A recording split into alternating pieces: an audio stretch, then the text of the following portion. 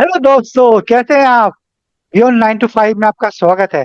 अब beyond 9 to 5 क्या, job के अलावा, यानी आपको मैं थर्ड ऑप्शन दे रहा हूँ यहाँ पे। और आप तक जितने भी लोग आ चुके हैं ना, उन्होंने आपकी आंखों को खोला होगा, दिमाग के ढक्कन को खोला होगा। लेकिन आज जो हमारी गेस्ट हैं, वो बड़े स्पेशल हैं। वो आपको सिखाएंगे कि आप ऐसा स्किल सीखो जिससे आप जॉब में भी अच्छा करोगे, जॉब के बियॉन्ड भी अच्छा करोगे, दोनों में काम आएगा स्किल वो। और वो निश मेरी लिस्ट से मिलती है। मतलब सीए आर, मतलब उनको माना ही जाता है वो टैक्स के फील्ड से हैं, तो वो टैक्स के फील्ड से हैं। तो लेट्स वेलकम यादव बालाजी। वो मेरे फ्रेंड हैं और कोयम्बटूर से हैं। अब पहले उनके बारे में बता दूं, वो पहले एमएनसी में थे, जॉब करते थे। अब उन्होंने खुद की एकेडमी स्टार्ट की है, जहाँ वो लोगों को टैक्स सिखाते हैं। अब क्या सिखाते हैं, क्यों सिखाते हैं, कैसे सिखाते हैं, कैसे इस फील्ड में आए, उन्हीं से पूछते हैं। तो वेलकम यादव बालाजी, कैसे हैं आप? First of all thank you for inviting me in your platform. So बस सब बढ़िया है। चलिए, तो पहला सवाल आपसे। आपने 13 साल एमएनसी में काम किया एज ए इंटरनल ऑडिटर, हम्म। लेकिन ये क्या हुआ, मतलब जॉब पसंद नहीं आई जिससे इस फील्ड में आ गए? मतलब नहीं, वैसा नहीं है कि जॉब पसंद नहीं था। तो जॉब पसंद था करके तो 13 साल तो वो एमएनसी कंपनी में काम किए।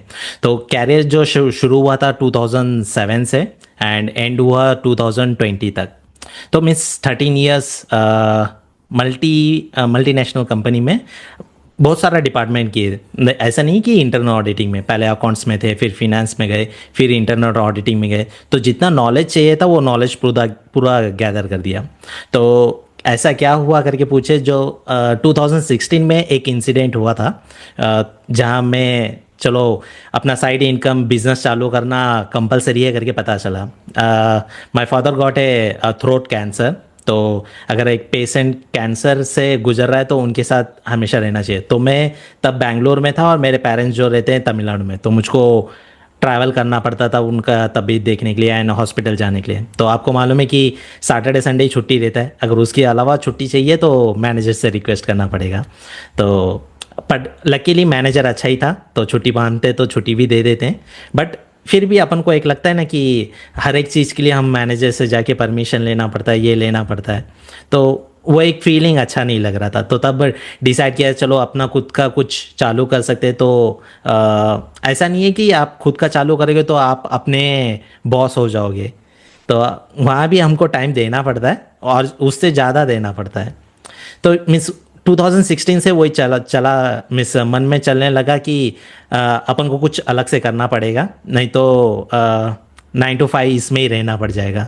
तो 2016 से 20 तक ये 4 साल मैंने अपने ऊपर अपने स्किल में काम किया, ताकि साइड इनकम थोड़ा बिल्ड हो। जितना मेरा सैलरी था, तो साइड इनकम ऐसे वैसे बढ़ के सैलरी का और साइड इनकम का दोनों इनकम मैच होने लगा। तब मुझको कॉन्फिडेंस आया चलो अभी जॉब क्विट करके अपना ओन चालू कर सकते हैं। तो 2020 में I quit job and started my own practicing. तो आपका इनिशियली क्या चैलेंज आए? हाँ, स्टार्टिंग में चैलेंजेस तो बहुत थे। क्योंकि मीन्स पहले देखेंगे तो जॉब में खाली आप एक बंदे को रिपोर्ट करते थे, जो आपका मैनेजर, उसको रिपोर्ट करना पड़ता था। बट 2020 के बाद जब प्रैक्टिसिंग चालू करते हो तो एक क्लाइंट आता है, तो जितने क्लाइंट आते हैं उन सभी को आप रिपोर्ट करना पड़ता है। भाई मेरा रिटर्न फाइल हुआ क्या नहीं हुआ, भाई मेरा नोटिस आया उसका रिप्लाई दिए कि नहीं दिए। तो वो मीन्स पहले एक जन को मैनेज करना पड़ता था, अभी बहुत जन को मैनेज करना पड़ता है। तो वो मैनेज कैसे करना चाहिए, वो अगर स्किल आप डेवलप कर दिए, आपका माइंडसेट उसके लिए प्रिपेयर कर दिए, तो they went well good. So practising चालू करने टाइम वो बहुत चैलेंज था कि टाइम मैनेजमेंट बराबर नहीं होता है, पीपल मैनेजमेंट बराबर नहीं हो रहा था। बट टाइम के साथ वो भी सीख गए and it's going very well. Okay, अब ये एक तो प्रैक्टिस है। हम्म। ठीक है, आपने कॉर्पोरेट में काम किया, टैक्स लॉ को समझा किया, उसका आपने प्रैक्टिस चालू कर दिया। बराबर। लेकिन उसके बाद आप टैक्स ये एडवोकेट बन गए, ये तो हम्म। अलग ही लाइन हो गई बिल्कुल। बराबर। तो इसकी ये ट्रांजिशन कैसे आया? ओके। तो मेरा मानना है कि मैं एक ट्रायंगल फॉलो करता हूँ, लर्निंग ट्रायंगल बोलते हैं। तो पहले लर्न, पहले सीखना चाहिए, लर्न कीजिए, बाद में उसके उसके ऊपर प्रैक्टिस कीजिए। And the third thing is you teach. Means ये एक फास्ट मूविंग ग्रोइंग स्किल है कि अगर आपको कुछ सीखना है पहले सीखिए, फिर उस पर काम कीजिए और फिर वो दूसरे को सिखाइए। तो ये इससे क्या होता है कि आप और ज़्यादा सीखना चालू कर देते हो। तो मेरे साथ क्या हो कि 2020 में मैं प्रैक्टिसिंग चालू किया, तो एक साल चलते रहा। तो बीच बीच में क्या होता था कि मेरे जो अकाउंटेंट टैक्स कंसल्टेंट थे, तो वो रीच आउट करते थे। और क्योंकि व्हाट्सअप ग्रुप बहुत सारा था ना, तो सब हर एक व्हाट्सअप ग्रुप में हम भी थे। तो कोई क्वेश्चन को पूछता है तो मैं आंसर देता हूँ, तो उन लोग को भी थोड़ा क्यूरियोसिटी होता है, ओके बालाजी को थोड़ा टैक्सेशन के बारे में नॉलेज है, उनसे जाके सीख लेते हैं। तो वैसे थोड़े बंदे आए, मैं 1-to-1 कोचिंग किया, फिर एक छोटा सा ग्रुप मिला तो उस ग्रुप कोचिंग किए। तो वहाँ से उन लोग पैसा भी देना चालू कर दिया कि भाई आप 1-to-1 की दीजिए, हम आपको 500-1000 रुपया दे देते हैं। मैं बोला चलो ये भी अच्छा ही है, अपना जो नॉलेज है वो दूसरे से शेयर भी क्यों कर दो, और उनका ब्लेसिंग भी मिलेगा और अपना बैंक बैलेंस भी बढ़ेगा। तो वहाँ से वो चालू हुआ कि चलो कोचिंग इंडस्ट्री भी टेस्ट करके दे देते, क्योंकि 2020 में जब कोविड आया था तो बहुत सारा जूम मीटिंग चालू हो गया था। तो चलो अपन भी शुरू करके देखते कैसे चलता है, करके ट्राई किए थे। It's going fantastic. सो दूसरे को अपना नॉलेज भी शेयर करने मिलता था, और अपना अपना नॉलेज भी बढ़ता था, और बैंक बैलेंस भी बढ़ने लग गया। तो यहाँ से अपना डायरेक्शन ही चेंज हो गया। But we are doing practicing and we are also teaching, क्योंकि अगर प्रैक्टिस नहीं करोगे तो टीचिंग लेवल में कुछ खाली थेरी सिखाना पड़ेगा, तो प्रैक्टिकल नहीं सिखा सकते हो। तो यहाँ पे अगला सवाल आपके साथ, आपने जो अभी देखा कि जो एक करंट मार्केट है, ट्रेनिंग हम्म। की मार्केट है, हम्म। उसमें क्या गैप है जो उसको आप फुलफिल कर रहे हो यहाँ पे? Okay fine. सो जब 2020 में मैं चालू किया था, तो उससे पहले, कोविड से पहले आप देखोगे तो बहुत सारा ऑफलाइन इंस्टीट्यूट था कि अगर आपको कुछ सीखना है आप जाके वहाँ सीख सकते हो। तो ये इंसिडेंट आई थिंक 2012 में, जब मैं सर्विस टैक्स और वैट के बारे में जानना चाहता था, तो मैं रहता था Madurai and Coimbatore, it's nearly 220 kilometres. तो Sunday early morning we have to travel to Coimbatore and learn that offline session में। तो 2020 तक ऐसी ऑफलाइन सेशन में ज़्यादा हम लोग जाके सीखते थे, तो ऑनलाइन सेशन बहुत कम था। और ऑनलाइन जो सेशन था उसमें भी थेरी रिलेटेड बताते थे, प्रैक्टिकल नहीं बताते थे कि ITR-1 ऐसे जाके फिल करो, GST ऐसे जाके रजिस्टर करो, TDS अगर कुछ कोरी आया तो ट्रेस पोर्टल में जाके कैसे रेक्टिफाई करो। तो वो प्रैक्टिकल मिसिंग था। तो वो चीज़ मुझ में पकड़ के उस पे चलने लगा। तब मीन्स बहुत सारे अकाउंटेंट और टैक्स कंसल्टेंट को वो चीज़ अच्छा लगा और वहाँ गैप फिल होने लगा। तो उसके वजह से many people are following me. तो आपने थ्योरी और प्रैक्टिकल का जो डिफरेंस है उसको पकड़ा, पकड़ा बराबर, क्योंकि इसलिए आप बार बार मार्केट में प्रैक्टिस भी कर, खुद की प्रैक्टिस भी कर रहे हो और वो प्रैक्टिस को सिखा रहे सिखा हो, रहे, लाइव सिखा रहे हो। बराबर बराबर। क्योंकि मार्केट क्योंकि में आप देखोगे तो थेरी टॉपिक बहुत जन कवर करते हैं, ऑफलाइन सेशन में भी जाओगे तो वहाँ थेरी मिल जाएगा, बट प्रैक्टिकल मिसिंग है। तो प्रैक्टिकली अगर आप पोर्टल में जाके सिखा रहे हो तो स्टूडेंट को और अच्छा लगता है। Good good. अब ना यहाँ पे एक प्रॉब्लम आती है, जितने भी मोस्टली ये जो कंप्लाइंस होती है बिजनेस वालों के लिए होती है, हम्म। ठीक है। अब वो क्या गलती करते हैं जिससे उनको प्रॉब्लम होती है, मोस्टली क्या ओके। गलतियां होती हैं उनकी? So you are asking for business owner or the accountant or consultant? Business owner. Business owner, देखिए पहली बात, बिजनेस ओनर जो रहते हैं उन लोग को कॉन्सेंट्रेशन बिजनेस ग्रोथ में करना पड़ता है। तो ये जो कंप्लेंट्स का पार्ट है, तो ये जो है अकाउंटेंट और टैक्स कंसल्टेंट उनको स्प्लिट करके देंगे तो बिजनेस ओनर के लिए अच्छा रहेगा। बट 100% में देखें तो एक 10% ऐसे आपको बिजनेस ओनर मिलेंगे कि वो ऑल इन ऑल है, कि भाई बिजनेस भी मैं ही चलाऊंगा, अकाउंट्स भी मैं ही देखूंगा, रिटर्न भी मैं ही फाइल करूंगा। और जो ये मिस्टेक होता है ये 10% वाले से होता है, क्योंकि GST-1 फाइल करने टाइम, GST-3 भी फाइल करने टाइम इनपुट टैक्स क्रेडिट ले लेते हैं, जो कि नहीं लेना चाहिए। उसके वजह से नोटिस आ जाता है, ड्यू डेट का बराबर फॉलो नहीं करते हैं। और ऐसा भी चीज़ है कि उस पर्टिकुलर बिजनेस के लिए वो एक्ट एप्लीकेबल रहता है, बट वो रजिस्ट्रेशन नहीं लेते हैं। फॉर एग्जाम्पल अभी कर्नाटका में देखेंगे, GST अगर आप लिए हो तो प्रोफेशनल टैक्स भी रजिस्टर लेना पड़ता है। तो ये बहुत सारे बिजनेस ओनर को मालूम नहीं रहता है। बहुत सारे इन द सेंस वो 10% वाले जो बोलते हैं कि मैं ही सब कुछ करना चाहता हूँ। तो उन बिजनेस ओनर को मैं क्या एडवाइस देता हूँ कि भाई आप अपना बिजनेस ग्रो कैसे करना है उस पर कॉन्सेंट्रेशन दीजिए, और ये जो कंप्लेंसेस है, रिटर्न फाइलिंग है, बुक कीपिंग है, वो आप आउटसोर्स कर दीजिए अकाउंटेंट को, टैक्स कंसल्टेंट को, तो आपका प्रेशर भी कम रहेगा और दूसरे लोग को थोड़ा काम भी मिलेगा। बाद अब सबसे बड़ी प्रॉब्लम आती है ईएसआई, पीएफ और टीडीएस की कंप्लाइंस। हम्म। अभी अब क्या है, इंडिया में क्या है ना, पीएफ का नंबर अलग है, ईएसआई का नंबर अलग है, बराबर। टेन के ट्रेसिस का नंबर अलग है। हम्म। ठीक है, ट्रेसिस में लॉगिन अलग बनाना है, पैन में 10 नंबर अलग लेना है, फिर उसको इनकम टैक्स से लिंक भी करना है। ये बराबर। बहुत सारी चीजें हो जाती हैं। हम्म। अब एमएससी जो ऑनर हो उसको तो समझ में आता है सिर्फ टैक्स का है, ये खर्चा हम्म। ही खर्चा है। तो आप इसको किस तरह से देखते हैं? देखिए अभी सब खर्चा ही खर्चा है, तो मीन्स कुछ कर नहीं सकते। देखिए अभी जितना भी आप सर्विस चार्ज करते हो, means as a business owner जो भी आप प्रोडक्ट बनाते हो, तो वो प्रोडक्ट का कॉस्ट फिक्स करने टाइम आप ये पूरा भी इंक्लूड करना पड़ता है। तो अगर ये आप इंक्लूड कर लिए तो then it is a safer side. But अभी सम केसेस में मैं देखा हूँ कि बिजनेस ओनर क्या समझते हैं कि जीएसटी जो है वो अब मैं अपने पॉकेट से पे कर रहा हूँ, बट एक्चुअली वो अपने पॉकेट से पे नहीं करते हैं। अभी 100 रुपये का एक प्रोडक्ट है, 18% चार्ज करते हैं, तो वो 18 रुपया आप क्लाइंट से, मीन्स आपके कस्टमर से कलेक्ट करते हो और गवर्नमेंट को देते हो, तो वो आपका खर्चा नहीं है। बट बिजनेस ओनर क्या समझते हैं कि भाई वो 18 रुपये मैं अपने पॉकेट से दे रहा हाँ, हूँ, तो वैसा चीज़ नहीं है। हाँ, पीएफ ईएसआई में देखेंगे तो आप अपने पॉकेट से दे रहे हो, बट क्या होता है कि आपके बंदे जो आपके लिए काम करते हैं तो उनका भी सेफ्टी आपको देखना पड़ता है। तो पीएफ जो है वो एक इन्वेस्टमेंट का जैसा है, जैसे कि आपका एक कोई बंदा आपके लिए काम कर रहा है तो उसके लिए रिटायरमेंट के लिए आप कुछ कर रहे हो। ईएसआई देखेंगे तो एक मेडिकल एक्सपेंसेस के लिए सेफ है। अगर बाहर आप प्राइवेट प्राइवेट इंश्योरेंस में जाके ले रहे हो तो आपको मिस 10,000 20,000 रुपया भरना पड़ता है, बट ईएसआई में देखें खाली 150 रुपया भरना पड़ता है पर मंथ। तो मीन्स इनका सेफ्टी आपका ही रेस्पॉन्सिबिलिटी है। तो ये भी जो भी खर्चा आप कर रहे हो तो वो भी आप अपने प्रॉफिट एंड लॉस में दिखा सकते हो। तो ये भी एक टैक्स सेविंग्स के लिए ही है, तो उस पर आप टैक्स नहीं पे करते हो। तो बिजनेस ओनर को वो भी समझना पड़ेगा।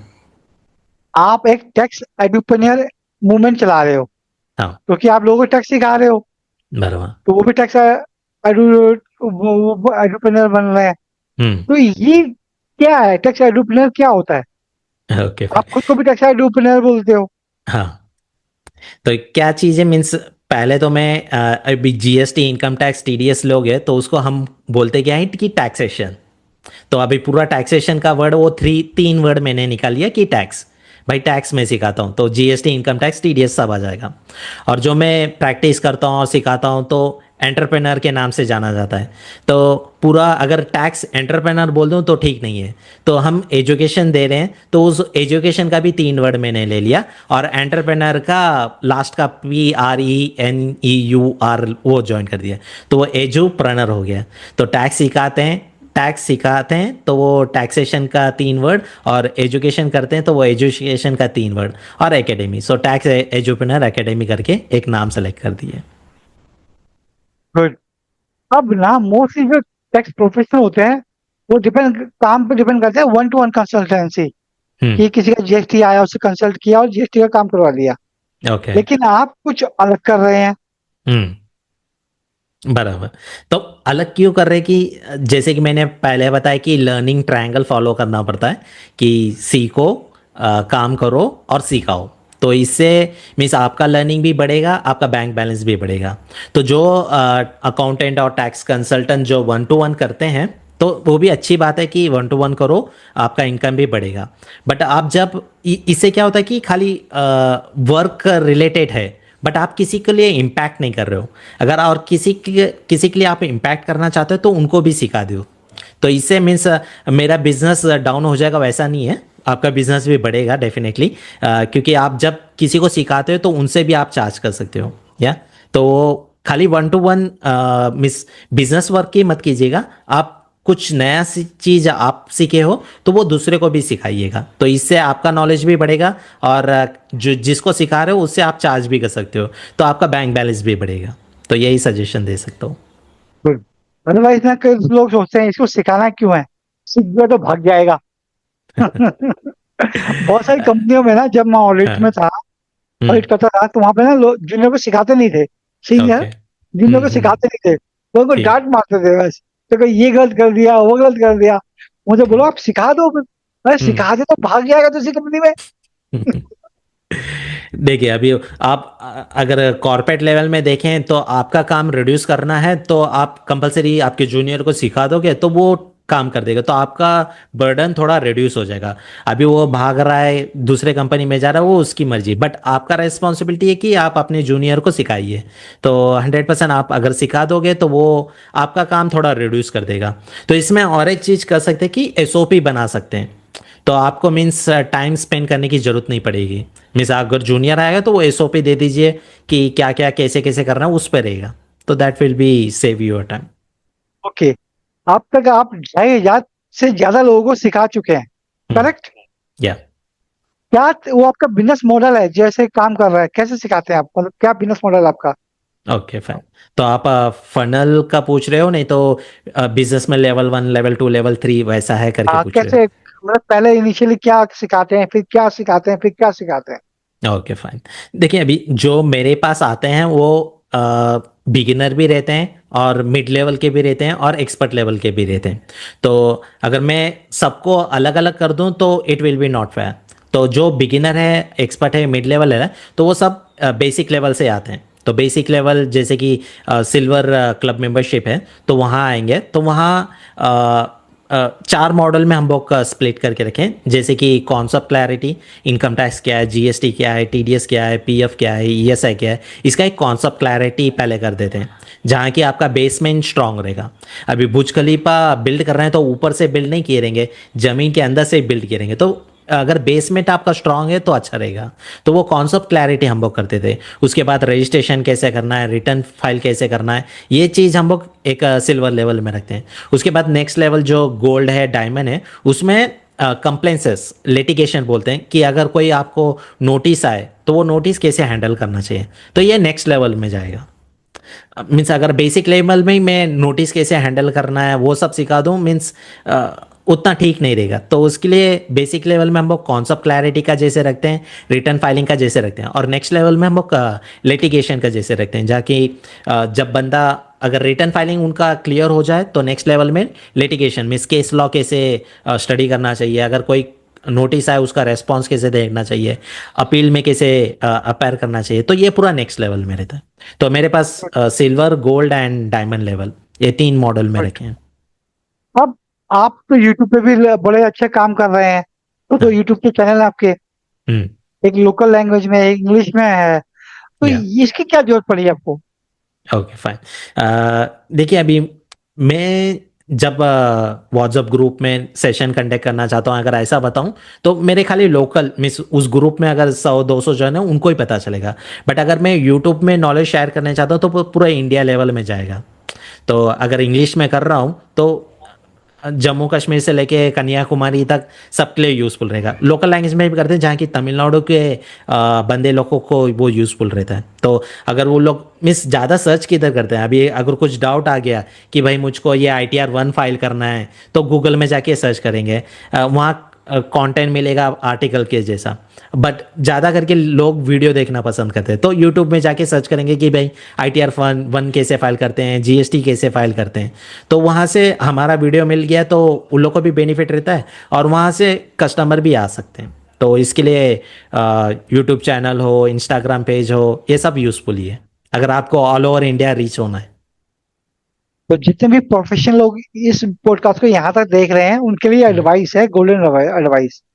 और श्योर। जितने भी लोग टैक्स फील्ड में आना चाहते हैं, हम्म। तो उनके लिए भी एडवाइस है कि आपको ऐसा करना पड़ेगा, तभी आपका चैनल ग्रो करेगा, आपको ज्यादा लोग जानेंगे। अच्छा, अब आप अपना कंटेंट कैलेंडर कैसे प्लान करते हैं, और आपने जो प्रोफेशनल के लोग हैं जो आपके एकेडमी में हैं, उनको कैसे गाइड करते हैं कि उनको कैसे करना चाहिए?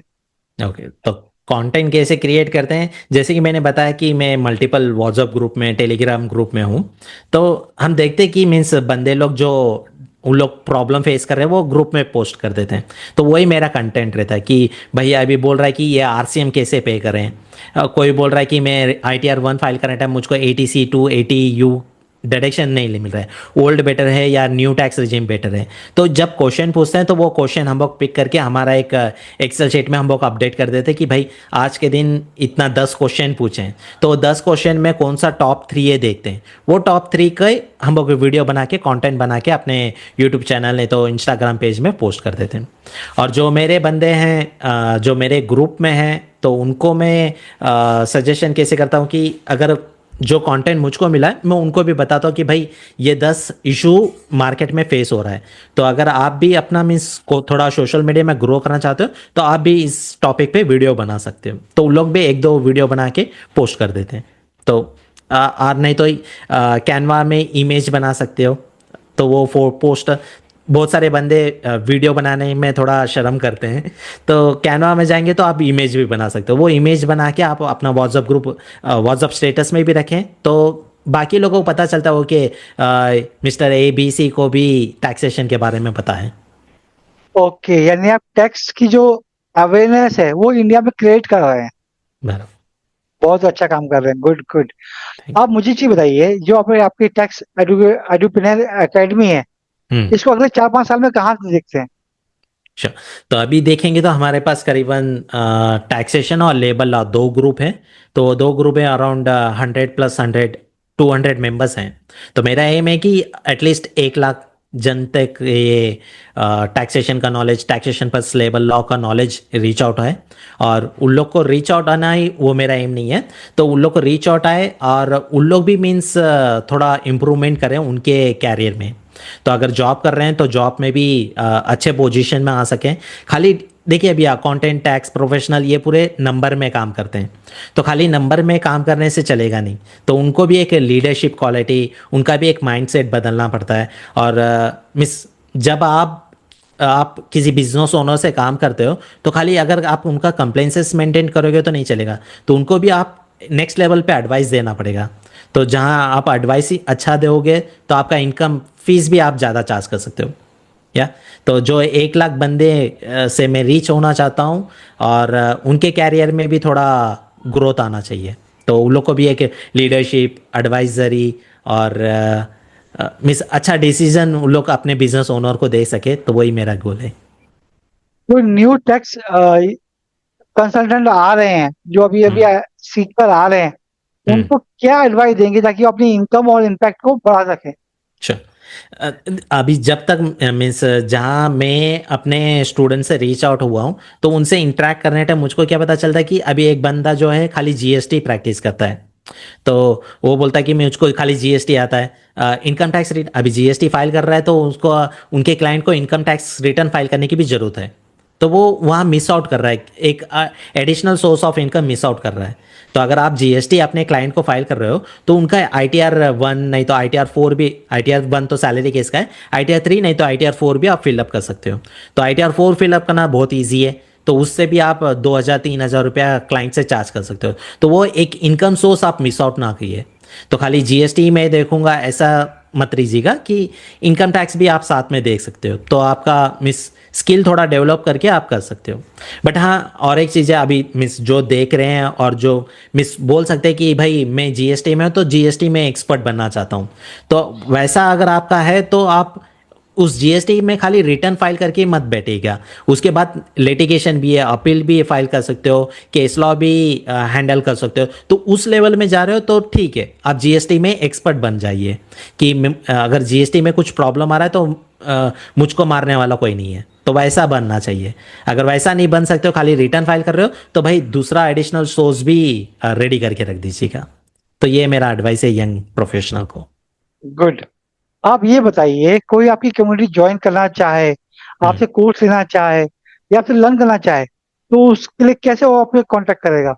अच्छा, तो हमारा पहला एक वेबसाइट भी है taxedjournal.com करके, तो वहाँ जाके भी आप रजिस्टर कर सकते हो, नहीं तो हमारा एक व्हाट्सअप नंबर है 7418838484। तो यहाँ अगर आप खाली हाई मैसेज कर दोगे तो आपको ऑटोमेटिकली मैसेज आता रहेगा, तो वो ऑटोमेटिकली पूछता है कि क्लब ज्वाइन करना है, कौन सा ज्वाइन करना है, तो उसके हिसाब से आपको मैसेज मिल जाएगा, तो थ्रू व्हाट्सअप भी आप ज्वाइन कर सकते हो।